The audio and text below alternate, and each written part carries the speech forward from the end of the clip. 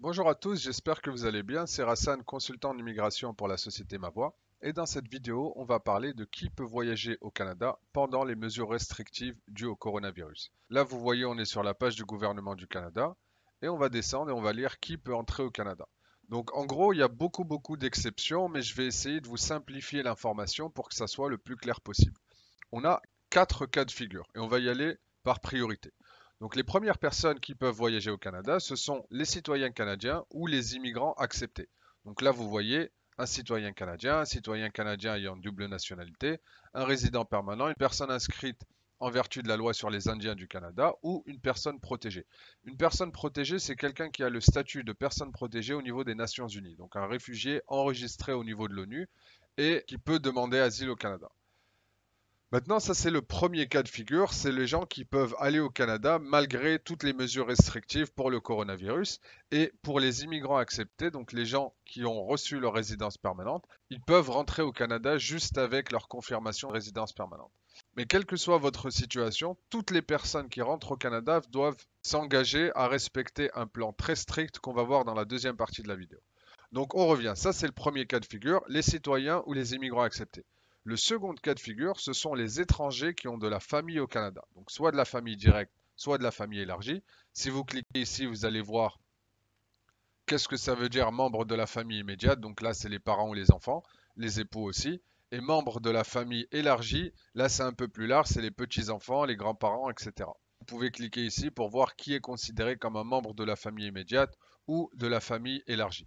Le troisième cas de figure, donc on a vu que le premier ce sont les citoyens ou les immigrants acceptés, le second ce sont les étrangers qui ont de la famille au Canada et le troisième maintenant ce sont les personnes protégées ou les personnes qui voyagent pour motif d'ordre humanitaire. C'est-à-dire que vous allez être présent pendant les derniers moments de la vie d'un être cher, vous allez fournir un soutien à une personne jugée gravement malade, vous allez prodiguer des soins à une personne qui a besoin d'un soutien médical, ou vous allez assister à des funérailles ou à une cérémonie de fin de vie. Si c'est le cas, vous pouvez quand même être éligible à voyager au Canada et à recevoir votre visa temporaire pour des motifs d'ordre humanitaire. Maintenant, si ce n'est pas le cas, il y a encore des exceptions pour tous les autres ressortissants étrangers. Pour ça, il faut être exempté des restrictions de voyage. Et là, vous avez la liste de tous les étrangers qui sont exemptés des restrictions de voyage. On ne va pas tous les faire parce que ça nous prendrait une demi-heure, mais vous avez le lien à l'écran. Si vous cliquez dessus, par exemple, les travailleurs étrangers temporaires, on arrive sur la page des étudiants et des travailleurs étrangers. Si vous cliquez ici, informations pour les travailleurs temporaires, et là, vous aurez la liste détaillée des exemptions en fonction de ce qui s'applique à votre profil. Donc là, si vous lisez, si vous êtes à l'extérieur du Canada, voyage, travailler sans permis de travail, etc., etc.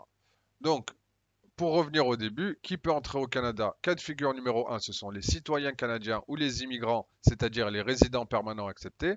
Ensuite, le cas de figure numéro 2, ce sont les étrangers qui ont de la famille au Canada, que ce soit de la famille directe ou élargie. Le cas numéro 3, ce sont les personnes qui veulent immigrer pour motif d'ordre humanitaire. Et le cas numéro 4, ce sont tous les étrangers qui sont exemptés de restrictions de voyage, avec une liste de toutes les exemptions ici en bleu. Autre chose importante, quel que soit votre cas de figure, si vous allez au Canada, il faut que vous vous engagez à respecter les mesures sanitaires imposées par le gouvernement. C'est-à-dire, premièrement, avoir un plan d'isolement pour les premiers 14 jours après votre arrivée, et il faut que ça soit détaillé. Si vous allez à l'hôtel, il faut que vous ayez une réservation d'hôtel qui montre les 14 jours, comment vous allez vous rendre de l'aéroport à l'hôtel, comment vous allez faire vos courses, est-ce que vous pourrez vous faire livrer, etc. Il faut vraiment que ça soit détaillé, car s'il y a une seule faille dans votre plan, vous risquez de vous faire refuser l'entrée pour des motifs sanitaires, et là on va vous remettre dans l'avion qui repart vers votre pays d'origine, ça serait dommage. Donc, la première chose, c'est de pouvoir respecter l'engagement des mesures sanitaires, donc l'isolement de 14 jours. Et la seconde chose, et ça c'est obligatoire depuis le 21 novembre, c'est d'avoir l'application ArriveCan sur son smartphone. Donc vous devez télécharger l'application, la remplir avec vos informations et montrer le code barre à l'agent des douanes quand vous arrivez à l'aéroport. Si vous n'avez pas de smartphone et que vous ne pouvez pas télécharger l'application, dans ce cas-là, il existe aussi un formulaire papier que vous pouvez remplir. Et quand vous allez arriver, vous allez donner ce formulaire papier à l'agent des douanes à l'aéroport dans lequel vous allez atterrir. Et vous allez aussi vous soumettre à une évaluation des symptômes par un agent des services frontaliers. Il faut savoir que si vous êtes malade ou que si vous présentez n'importe quel symptôme dû au Covid-19, il y a de très fortes chances que vous soyez refusé à l'arrivée. Donc, si vous êtes malade, c'est pas un bon moment de voyager. Prenez le temps de récupérer avant de prendre votre billet. Voilà, j'espère que cette vidéo vous a été utile. Je suis très conscient que c'est vraiment pas une vidéo facile à comprendre étant donné qu'il n'y a que des exceptions. Mais j'espère qu'avec le lien que je vais vous mettre en description, vous serez capable d'y voir un peu plus clair. Comme d'habitude, si ça vous intéresse, vous pouvez vous abonner à la chaîne. Et si vous avez des questions qui sont plus spécifiques à votre demande, envoyez-les par courriel à info@mavoie.com. Voilà, c'est tout pour moi. Je vous dis à très bientôt. Bye bye.